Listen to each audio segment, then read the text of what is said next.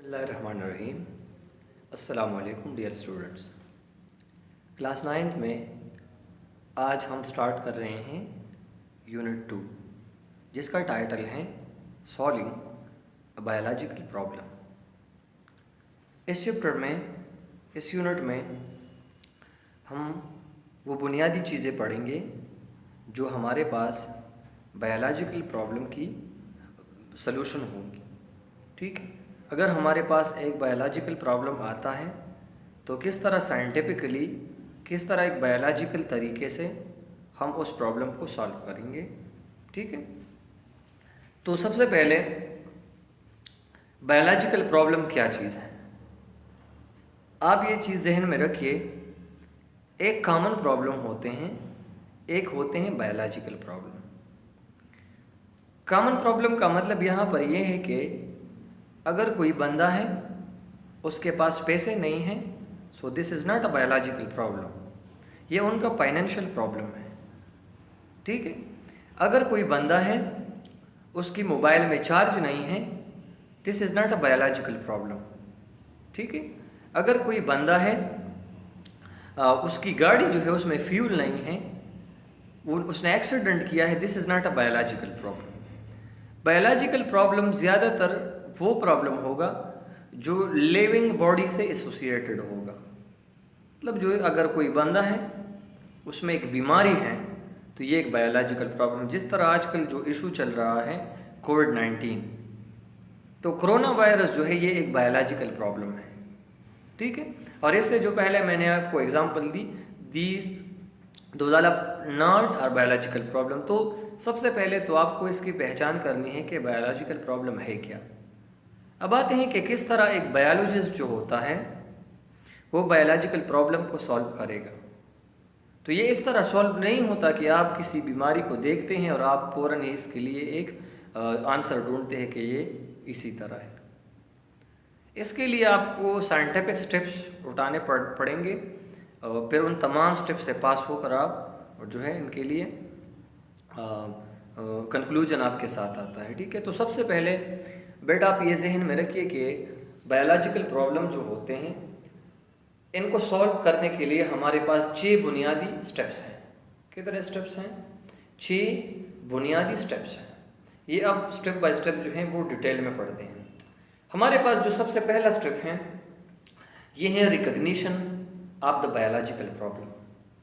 सबसे पहले तो आपको प्रॉब्लम को रिकग्नाइज करना है आपने कि प्रॉब्लम है क्या।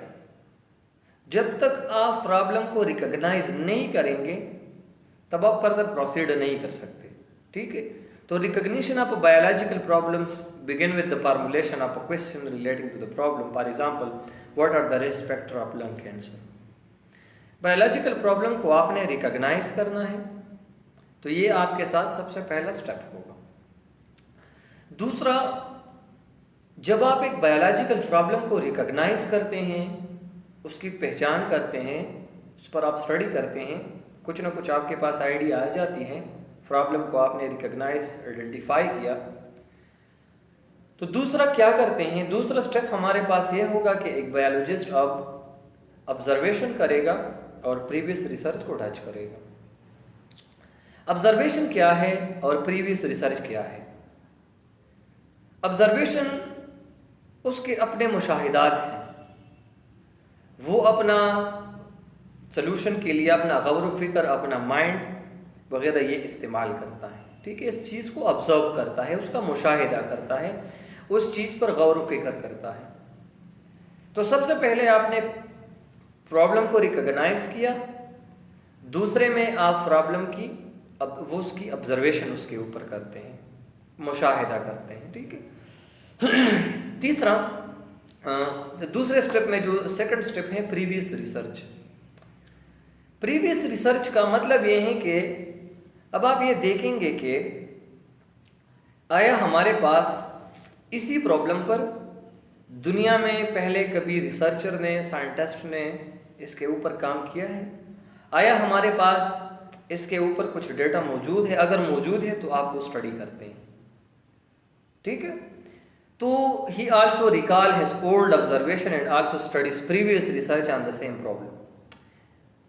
तो अगर आपके पास आपने प्रॉब्लम को रिकॉग्नाइज किया, उसके ऊपर अपने ऑब्जर्वेशन की, प्लस उस अपने ऑब्जर्वेशन के साथ साथ उसी प्रॉब्लम पर आपके साथ जो ऑलरेडी रिसर्चर ने डेटा कलेक्ट की हैं वो मौजूद है, तो वो बायोलॉजिस्ट स्टडी करते हैं। तो ये हमारे पास दूसरा स्टेप है जो हम प्रॉब्लम को सॉल्व करने के लिए करते हैं।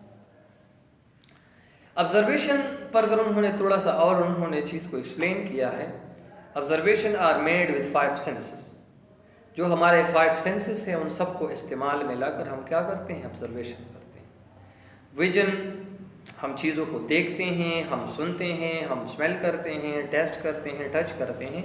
इन तमाम सेंसेस पर हम क्या करते हैं, हम ऑब्जर्वेशन का जो प्रोसेस है इनको आगे तक ले जाते हैं, ठीक है, या इनको कंटिन्यू रखते हैं, इन पर ऑब्जर्वेशन करते हैं। ऑब्जर्वेशन जो मुशाहिदात होते हैं ये 2 तरह के होते हैं, ठीक है। एक हमारे पास क्वांटिटेटिव हैं और दूसरा क्वालिटेटिव है, ठीक है। क्वालिटेटिव और क्वांटिटेटिव ऑब्जर्वेशंस या क्वांटिटेटिव जो ऑब्जर्वेशंस होते हैं ये मोर एक्यूरेट होते हैं क्वांटिटेटिव, क्योंकि इसको हम मेजर करते हैं, और जो क्वालिटेटिव होते हैं उनको हम मेजर नहीं कर सकते। तो कमिंग स्लाइड में अब देखते हैं कि क्वालिटेटिव और क्वांटिटेटिव का क्या मतलब है। देखिए, क्वांटिटेटिव वो ऑब्जर्वेशन होते हैं जो नंबर से डील करते हैं, mean that you can express them in numbers. Quantity इसमें है तो क्वांटिटी को तो हम नंबर में एक्सप्रेस कर सकते हैं। दूसरा, दैट कैन बी मेजर्ड, आप इनको मेजर कर सकते हैं, इसकी लेंथ को, इसकी हाइट को, इसकी वॉल्यूम को। तीसरा, length, height, area, temperature, volume etcetera, cost, कीमत जो होती है, ये सब क्वांटिटेटिव है। दूसरे इसके बरक्स हमारे पास क्वालिटेटिव ऑब्जर्वेशन है जिसमें हम क्वालिटी का ऑब्जर्वेशन करते हैं। तो ये सिर्फ डिस्क्रिप्शन से इसका डील है, आप इसको मेजर नहीं कर सकते। फॉर एग्जांपल, कलर है, टेक्सचर है, स्मेल है या टेस्ट है। फॉर एग्जांपल, आप कॉफ़ी लेते हैं, आप ब्रेड लेते हैं, आप केक लेते हैं, तो आप नंबर में एक्सप्रेस नहीं कर सकते कि इसका जायका किस तरह है। अगर आपसे कोई पूछे कि जो कॉफ़ी आपने ली है तो आप इसके टेस्ट को आप नंबर में एक्सप्रेस नहीं कर सकते। आप कभी ये नहीं कह सकते कि इसका जायका 10 है। 10 क्या है? Because we don't measure qualitative observation, ठीक है। इस तरह कलर है तो कलर को भी आप नंबर में एक्सप्रेस नहीं कर सकते, कलर को आप मेजर नहीं कर सकते। तो एक हमारे पास क्वांटिटेटिव ऑब्जर्वेशन है और दूसरा क्वालिटेटिव ऑब्जर्वेशन है। तो दूसरे स्टेप में ऑब्जर्वेशन एंड प्रीवियस रिसर्च में हम क्या करते हैं, हम अपने 5 सेंसेस को यूज करके 2 तरह का ऑब्जर्वेशन उस प्रॉब्लम का करते हैं, ठीक है। इसके बाद तीसरा हमारे पास है हाइपोथेसिस। हाइपोथेसिस क्या है? Simply we can say that hypothesis is the possible answer to a biological problem। सबसे पहले आपने प्रॉब्लम को रिकॉग्नाइज किया, आपने ऑब्जर्वेशन और प्रीवियस रिसर्च किया, तीसरे स्टेप में आप आते हैं हाइपोथेसिस की तरफ। अब हाइपोथेसिस आप अपने ऑब्जर्वेशन की बुनियाद पर एक आंसर बनाते हैं। जो आपने ऑब्जर्वेशन की प्रॉब्लम के ऊपर इसके लिए एक पॉसिबल आंसर आप बनाते हैं, वही आंसर कहलाते हैं हाइपोथेसिस। तो हाइपोथेसिस गलत भी हो सकता है और हाइपोथेसिस ठीक भी हो सकता है, ठीक है। मिसाल के तौर पर मलेरिया का हम एग्जांपल लेंगे, कोविड-19 का हम एग्जांपल ले ले। आपने कोरोना वायरस पर रिसर्च की, प्रॉब्लम को रिकॉग्नाइज किया, फिर आपने इसके ऊपर ऑब्जर्वेशन किए, फिर प्रीवियस डेटा जो रिसर्च था वो देखा। अब आप इसके लिए एक हाइपोथेसिस डेवलप करते हैं, ठीक है। तो मिसाल के तौर पर अगर आप इस तरह लिखते हैं कि कोरोना जो है वो एक बंदे से दूसरे में मुंतकिल नहीं हो सकता, अगर आपका ये हाइपोथेसिस है तो इट्स जस्ट अ हाइपोथेसिस। शायद आप ठीक हैं या शायद आप गलत भी हो सकते हैं, ठीक है। तो हाइपोथेसिस असल में क्या चीज़ है? A possible answer to the biological problem. उसके लिए आपने जो आंसर तैयार किया अपने ऑब्जर्वेशन की बुनियाद पर, ये आपने एक हाइपोथेसिस बनाया। अब एक अच्छा हाइपोथेसिस जो होता है उनके 4 कैरेक्टर्स होते हैं। एक अच्छे हाइपोथेसिस की 4 कैरेक्टर हो सकते हैं। सबसे पहला, एक अच्छा हाइपोथेसिस आपके ऑब्जर्वेशन के ऊपर उसी की बुनियाद पर बनाया गया होगा। आपने जितने ऑब्जर्वेशन की उसी की बुनियाद पर आप एक अच्छा हाइपोथेसिस बना सकते हैं। अब आपने ऑब्जर्वेशन नहीं की है और आप जो है अपने आप से एक आंसर बनाते हैं, सो ये एक अच्छा हाइपोथेसिस कभी भी नहीं होगा। ठीक है। दूसरा, it is propose statement to answer the problem, proper statement की फॉर्म में। तीसरा, it is testable through experiment. सबसे इंपॉर्टेंट ये पॉइंट है कि एक अच्छा हाइपोथेसिस जो है, एक अच्छा हाइपोथेसिस को आप एक्सपेरिमेंट से पास कर सकते हैं। एक अच्छा हाइपोथेसिस वो होगा जो आप टेस्ट कर सकते हैं कि आया ये चीज़ गलत है या ये ठीक है। ठीक है, तो ये इनकी हुसूसियात है एक अच्छे हाइपोथेसिस की। The last one, there is always a way to disprove the hypothesis after experimentation. तो अगर आपका हाइपोथेसिस के ऊपर आप एक्सपेरिमेंट करते हैं और वो हाइपोथेसिस गलत उसका रिजल्ट आ जाता है एक्सपेक्टेड से, तो आप क्या वो हाइपोथेसिस आप डिस्प्रूव करते हैं, वो आप प्रूव नहीं करते। ठीक, तो हमारे पास जो तीसरा स्टेप है वो हाइपोथेसिस है। तो हाइपोथेसिस ठीक भी हो सकता है और गलत भी हो सकता है। हाइपोथेसिस के बाद हमारे पास फोर्थ स्टेप है डिडक्शन। डिडक्शन में बायोलॉजिस्ट क्या करते हैं, ये एक हाइपोथेसिस का लॉजिकल कंसीक्वेंस होता है। मेरा मतलब ये है कि डिडक्शन वाले स्टेज में जो बायोलॉजिस्ट होता है वो अपने हाइपोथेसिस को एज अ ट्रू कंसिडर करते हैं। ठीक है, जो बायोलॉजिस्ट होता है वो अपने हाइपोथेसिस को कंसिडर करता है एज अ ट्रू। वो जहन में ये रखता है कि मेरा जो हाइपोथेसिस है ये भी ठीक है, हालांकि उसने अभी तक एक्सपेरिमेंट उस पर नहीं किया। और इसी डिडक्शन में हम एफ और देन यूज करते हैं कि अगर आपके पास ऐसा होगा, अगर ऐसा है तो फिर ऐसा होगा। इस तरह हमारे पास एक लॉजिकल इसका कंसीक्वेंस बनता है। फॉर एग्जाम्पल, उन्होंने यहाँ पर एग्जाम्पल ली है कि if all the birds have a wing then pigeon is a bird. अगर तमाम परिंदों के पर होते हैं तो फिर कबूतर या पिजन जो है एक परिंदा है, क्योंकि उसके भी पर हैं। तो सिंपल जहन में रखिए कि डिडक्शन हमारे पास वो स्टेप हैं जिसमें बायोलॉजिस्ट क्या करते हैं, वो अपने हाइपोथेसिस को एज अ ट्रू कंसिडर करते हैं। और डिडक्शन हमारे पास वो स्टेप हैं जिसकी वजह से बायोलॉजिस्ट फिर क्या करते हैं, एक्सपेरिमेंट करते हैं। तो the fourth step in solving biological problem is deduction. The fifth one, सबसे इंपॉर्टेंट, सब तमाम चीज स्टेप में सबसे इंपॉर्टेंट होता है एक्सपेरिमेंट का। अब हम हाइपोथेसिस के बेस पर जो डिडक्शन था, अब हम उस डिडक्शन को टेस्ट करेंगे। ठीक है, अब हम टेस्ट करेंगे जो आपने हाइपोथेसिस, बायोलॉजिस्ट ने हाइपोथेसिस बनाया है उसका टेस्ट करेंगे, एक्सपेरिमेंटली उसको टेस्ट करेंगे। तो अगर एक्सपेरिमेंट के बाद वो हाइपोथेसिस ट्रू साबित हो जाता है तो ठीक है, पर अगर वो डिसट्रू साबित हो जाता है, वो गलत साबित हो जाता है, ठीक है, तो इसके बाद हम क्या करते हैं, हम उसी हाइपोथेसिस को रिजेक्ट करते हैं और एक नया हाइपोथेसिस बनाते हैं। फिर नए हाइपोथेसिस के बाद दोबारा डिडक्शन, डिडक्शन के बाद दोबारा एक्सपेरिमेंट। अगर एक्सपेरिमेंट में वो हाइपोथेसिस ट्रू साबित होता है तो ठीक है, फर्दर प्रोसीड करते हैं। अगर ट्रू साबित नहीं होगा तो इसको फॉल्स, ये डिस्प्रूव हुई, तो इसके बाद क्या करते हैं, दोबारा हाइपोथेसिस वो आप बनाते हैं। तो ये हमारे पास एक्सपेरिमेंट वाला स्टेप है। तो जो फॉल्स हाइपोथेसिस है उनको रिजेक्ट करते हैं और जो ट्रू हाइपोथेसिस है उनको एक्सेप्ट करते हैं। ठीक है, जो ऑलरेडी हमने इस पर बात की। The last step is conclusion and reporting. अब साइंटिस्ट ने, बायोलॉजिस्ट ने एक्सपेरिमेंट किया और उसका हाइपोथेसिस ठीक साबित हुआ। जिस तरह उसने आइडिया दिया था वो कम्प्लीटली एक्सपेरिमेंट के बाद वो सही साबित हुआ।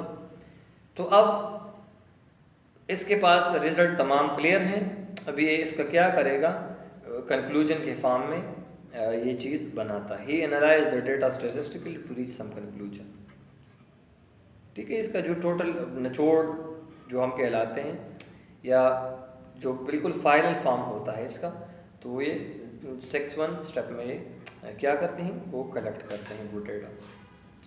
फिर एंड रिपोर्टिंग। रिपोर्टिंग का मतलब ये है कि अब एक साइंटिस्ट ने इतना बड़ा प्रोसेस किया, उसने प्रॉब्लम को रिकॉग्नाइज किया, फिर ऑब्जर्वेशन रिसर्च की, फिर हाइपोथेसिस बनाया, फिर डिडक्शन की उसकी, फिर एक्सपेरिमेंट किया, एक्सपेरिमेंट में हाइपोथेसिस ट्रू साबित हुआ, और कंक्लूजन उन्होंने तैयार की। अब वो कंक्लूजन का वो क्या करेगा, वो रिपोर्टिंग करेगा।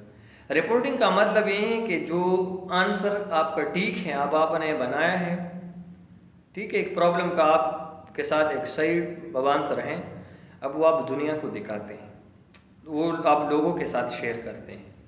किस तरह शेयर करते हैं, साइंटिफिक जर्नल्स के ज़रिए, रिसर्च पेपर के ज़रिए, इसके अलावा सेमिनार्स में, इसके अलावा नेशनल और इंटरनेशनल लेवल के जो कॉन्फ्रेंसेस या सेमिनार्स होते हैं उसमें, ठीक है। इसके अलावा इलेक्ट्रॉनिक जो तमाम मीडिया है इसके ऊपर, न्यूज़पेपर में आप उसको छपवा सकते हैं जो आपका, तो ये कहलाता है रिपोर्टिंग। अब आपने जो कंक्लूजन निकाला है वो आप रिपोर्ट करते हैं मुख्तलिफ सोर्सेज के ज़रिए, ठीक है। तो ये हमारे पास है कंक्लूजन एंड रिपोर्टिंग। एक यहाँ पर और चीज़ आप जहन में रखिए, हमारे पास इस तरह होता है कि एक्सपेरिमेंट जब होती हैं तो एक्सपेरिमेंट के दौरान दो ग्रुप्स होते हैं। कितने ग्रुप्स होते हैं, दो ग्रुप्स होते हैं।